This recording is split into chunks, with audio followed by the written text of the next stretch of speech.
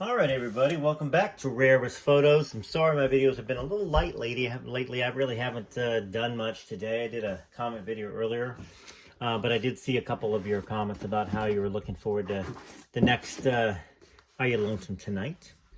And I'll try to get in some Elvis and Kathy this evening as well. Feeling a little under the weather, and that always makes it a little more difficult to read and to focus.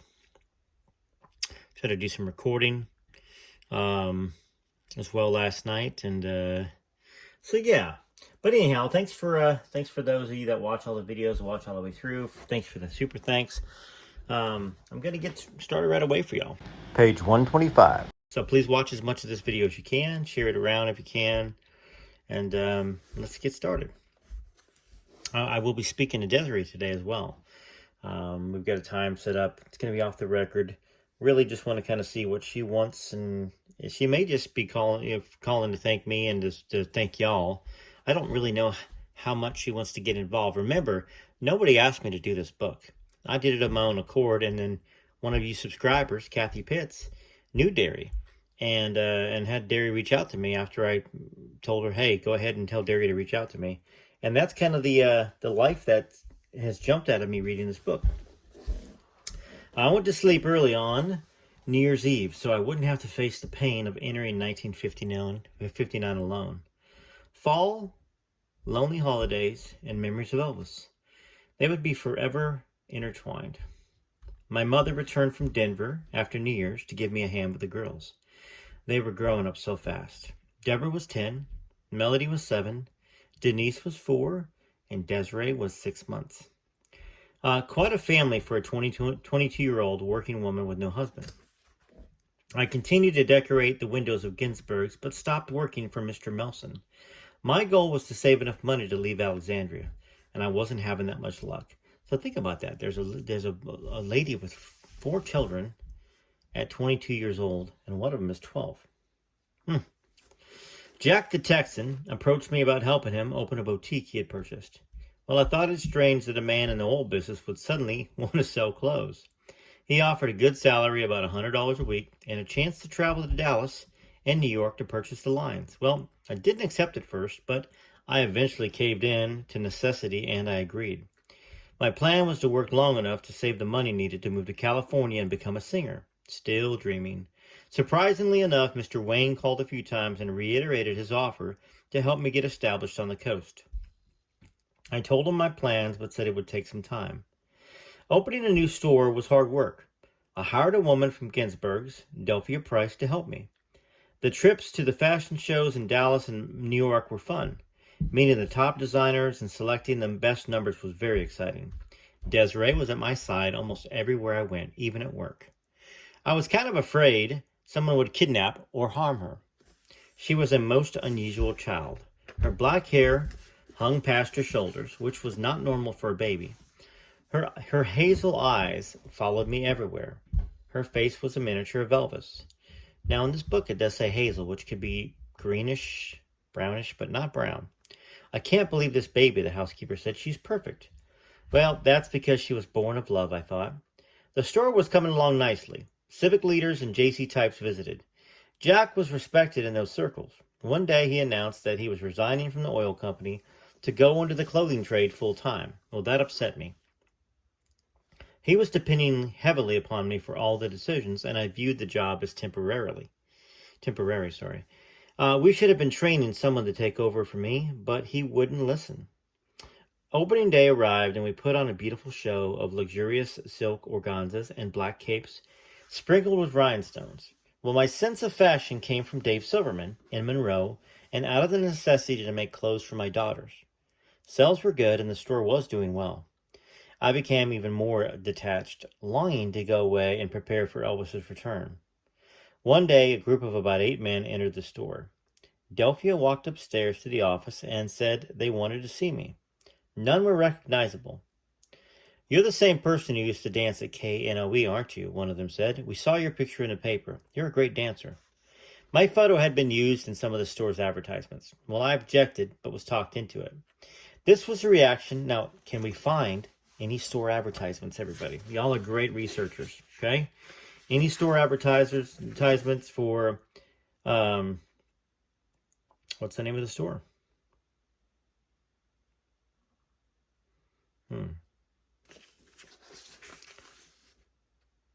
I'm not sure. Maybe I read it and I just missed it. Okay. That was the reaction I sought to avoid. I thanked him and changed the subject. Jack was standing off to the side frowning. We both waited for the men to get to the point, but there wasn't one. They just wanted to gawk. All this because of a tiny television show in a small town 5 years ago? Well, things were peaceful for a month or so, too peaceful. Louise called and told me that she'd heard from the man and he wanted to see me and the children. She assured me that she and her husband would be there the whole time. I dreaded it, but agreed. The divorce wasn't final because I still couldn't spare the money. They were his children, and if he was prevented from seeing them, the divorce proceedings might be inhibited. Well, after work, Louise and her husband drove me to the hotel where he was staying. He was waiting downstairs when we arrived, and he looked the same as before. Same smirk, same arrogance. Visited. It was stupid of me to agree to this. Louise's husband, Vernon, suggested we go to the restaurant and talk later. We ate in silence. Well, Vernon broke the ice by chattering about his stay in Germany. There was this hillbilly singer that was there that was really off about being in the army and how it was messing up his career, Vernon said. Well, I don't know if he was doing it intentionally or not. It was cruel. Louise noticed and steered the born conversation to another topic. It had always been my policy not to intrude upon other people's lives. Why couldn't some people show the same respect? You two should forget about your past and get together, Vernon said. The man agreed. I couldn't believe these two. We left without further discussion. Back at the car, I tried to maneuver so Louise would sit in back with me with the 2 men up front the way we had come. The man changed that when he jumped in the back. Just being across the seat from him made my skin crawl. All those horrible nights, a scared little all alone, I hated this man. What was I doing here? Wasn't he the reason my life was so messed up to begin with? This was insane. He started pleading with me to go back to him. My head began ringing. Maybe if you knew he wasn't going to come back to you, you'd come back to me. You know you won't see him again, the man said. Who are you talking about? That Presley idiot. Don't mention his name. I don't want to ever hear his name on your lips. As far as I'm concerned, you don't deserve to see your children. You don't care if they starve. And don't you ever come near me again. Just the thought of being in the same city with you repulses me. You're a criminal. You should be in jail for what you did. The hate boiled in his eyes. The same I saw so many times before. Only we weren't alone anymore. What could he do? I underestimated his sickness. He grabbed my arm and twisted it behind my back. Stop the car, I screamed. Vernon kept driving. I screamed louder. My sister begged my husband to stop. He ignored her. I hated him for it. Stop or I'll jump out, I screamed. Just do as you're told, Vernon said. My head felt like it was going to explode. I had to get out. I pushed the door handle and I jerked my arm free at the same time. The next thing I know, I was rolling over and over down the shoulder of the road. Then I passed out. When I opened my eyes, there were people standing over me. I started screaming and crying. Don't let him touch me. Please don't let him touch me. Louise told me that the men had left and tried to calm me down. My arms and legs were scraped, bruised, and bleeding. She took me back to the car and drove me home. I went straight to the bathroom and began treating my injuries, the gauze bandages, the iodine, the sting. I had seen the man only a few hours, and here I was, back digging through the medicine cabinet, cleaning up the blood. Nightmares tormented me for a week. The hopelessness. Each night reliving it over and over, waking up screaming. I dreaded going to sleep, and I began to focus my thoughts on Elvis, flooding my mind with the images of our times together. But even these healing thoughts became increasingly negative. The memories weren't enough anymore. I needed a flesh and blood savior. I needed Elvis. He had chased the darkness away before. Only he could do it again. But would he want to? 2 years had gone by, and Elvis was maturing. The Army boasts that it molds boys into men.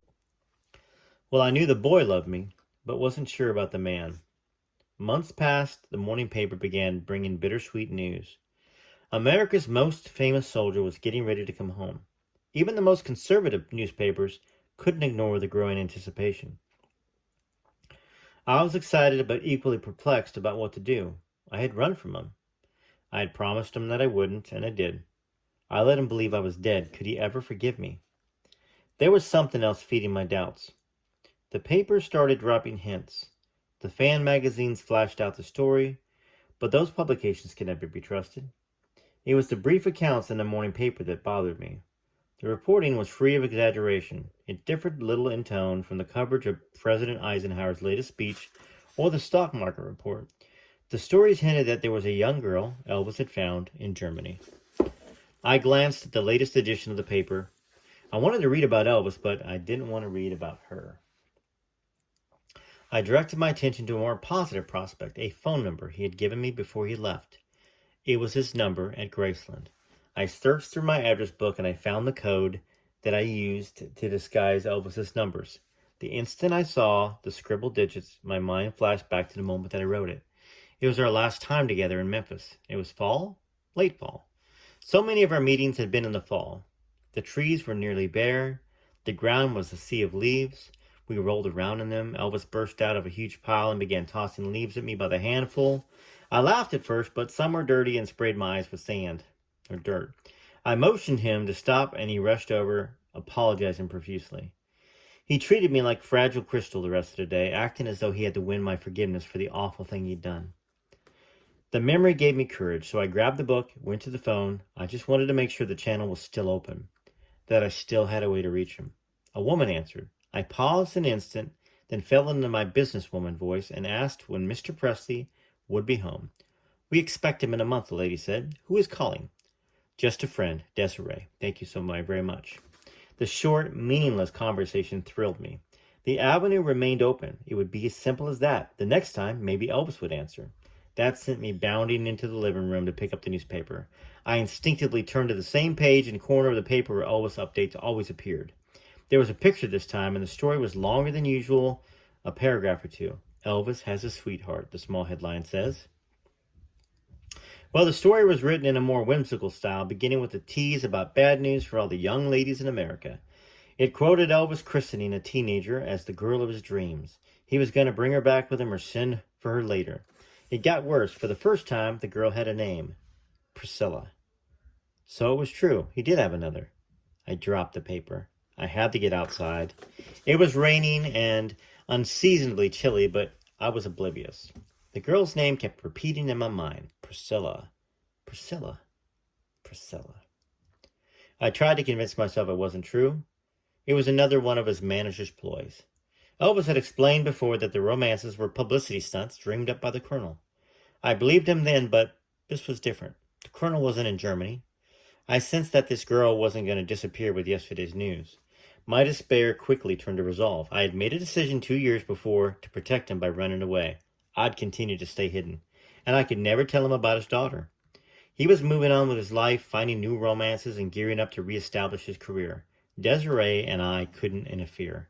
I had to accept that. Well, I went back into the house and walked directly to the night table in my bedroom. I opened up the drawer and reached for my Bible. I picked it up, flipped open the back cover, and took out a small, rectangular piece of paper. Desiree's birth certificate. I had used his last name for the document because I wanted Desiree to have the right one. One day to choose the name of her real father. Deep down I thought we would eventually be a family. The certificate had now become a taunting reminder of a life that could never be. I silently tore it apart, folding up the pieces and shredding them beyond recognition. It was tearing Elvis out of my heart once and for all, and it was killing me, but it was the best thing for him. The next day, back at the boutique, Jack called me into his office. That worried me. Business had declined. The small specialty store couldn't compete with the discount department stores in the area. Maybe he was thinking of closing up. Trouble always comes in bunches. Well, I sat there in the chair in front of my cluttered desk and tried to read his face. I couldn't. Jack was a reserved and emotionless man. He was in character this morning. His topic of discussion was bizarre. In the same tone he used to order dresses, Jack proposed to me. He termed it a partnership. He said it was a proper time in his life to marry and have children. He figured that I needed help with the heavy burden of supporting 4 children. I don't really believe in love, he explained. I feel if people can work together, a marriage will succeed. I've evaluated your situation, and it's obvious that you need someone. Well, If there was a Guinness Book of World Records entry for the world's worst marriage proposal, that would be it. I tried to stay calm, but it was difficult. I was steaming inside. In a few short sentences, he had turned me back into an object. I was a business deal again, a chunk of property to be bought and traded. How dare he? We had never even dated. It was crazy. I didn't need anyone. I never needed anyone except for Elvis. I quickly suppressed my anger and I acted surprised. I still had my job to think about. With my dream of reuniting with Elvis shattered, well, that became crucial. Besides, I couldn't accept his proposal, even if I wanted to. I was still legally married to the man, and nobody in Alexandria knew. And I had no intention of dredging it up. Well, this is all rather sudden, Jack. You can't actually expect me to say yes. He responded that I should give it some thought. With that, he dismissed me. Well, the meeting had ended, and I was back in the display area checking the latest fashions for unsightly wrinkles. My mind raced. I had severed myself from Elvis, at least symbolically, just a few hours before, and now this dilemma. I survived the rest of February by avoiding both Jack and the section of the paper that updated Alexandria on the latest Elvis news. In early March, the paper played dirty. The story had moved from its safe corner to the front page. Elvis was home. His arrival created a frenzy. Forcing myself to read the description, I began to weaken. I still loved him. I saw him on TV later that evening. He looked good. His hair was short. He cut a fine figure as a soldier. The television pictured him seated at a press conference. He was shy and uneasy. His answers were brief. The military experience had enhanced his natural meekness and quieted some of his wildness. A reporter asked him if there was someone he wanted to especially see now that he was home. Suddenly he brought his hand to his ear. Was he sending me a message? Or was it just a twitch of tension? I chose to believe the positive. I rushed to the phone and tried to reach him, knowing the interview was taped. I had to take advantage of my highest moment of optimism. If I delayed, the paralyzing doubts would return. It sounded like the same lady over the phone. She said Elvis wasn't home. I tried a few more times over the next week, but the phone was busy. My rush of anticipation was dashed by the irritating sound of the busy signal. Slowly, my determination dissolved. The newspaper and television kept me informed of Elvis's whereabouts. His career was on the rise again. The Colonel shoved him back in head first. There was a new album, a welcome home television special with Frank Sinatra, and a new movie. I wanted to cut in and shout, "Elvis, I'm here in Alexandria. I want to see you." But I couldn't interfere. He was back on top, as big as ever, and the world was watching his every move. So, this is Derry writing this. The stretched out arm signals that Elvis had previously promised to send Lucy when he performed, a switch from the earlier ear signals, are harder to discern because they are a dramatic staple of many performers and became frequent in Elvis's later performances. However, the strange and sudden arm movement at the end of the song Stuck on You during Elvis's appearance on Frank Sinatra's special in 1960 appears to be a signal and a moving confession that he still loved her. Lucy had to work late that evening and missed the actual show. That's Derry that wrote that, doing some research. Well, hopefully you enjoyed that. I'll read some more later on.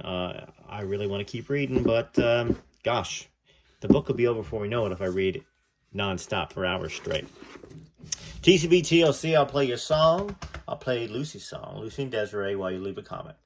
Till next time, this is Rare Elvis Photos.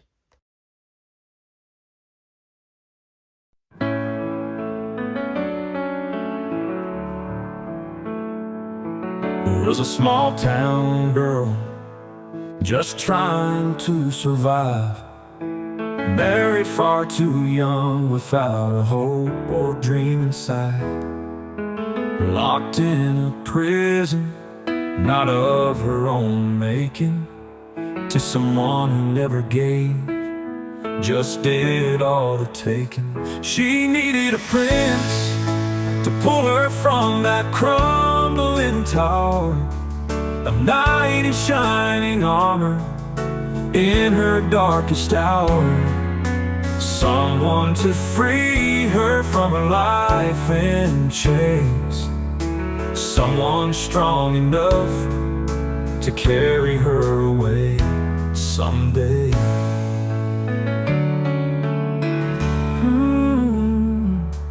Then she met someone, they both shared a stage, a but she was still too scared. So Lucy ran away. As fate would have it, later on that year, fate brought him back around, but she was still so full of fear. She needed a prince to pull her from that crumbling tower, a knight in shining armor in her darkest hour, someone to free her from her life in chains, someone strong enough to carry her away someday. That someday never came, not that he didn't try. She just loved him way too much to let him ruin his life. But what he gave to her late one Memphis night became the strength she needed to survive. He was that prince that pulled her from that crumbling tower, a knight in shining armor in her darkest hour, someone who freed her from her life in chains, someone strong enough to carry her away. Elvis gave her Desiree. Elvis gave her, oh how hard he tried to save her. Elvis gave her Desiree, making love all night and day. They swore their love would stay. Elvis gave her to carry her away. Elvis gave her, he tried to save her, Desiree.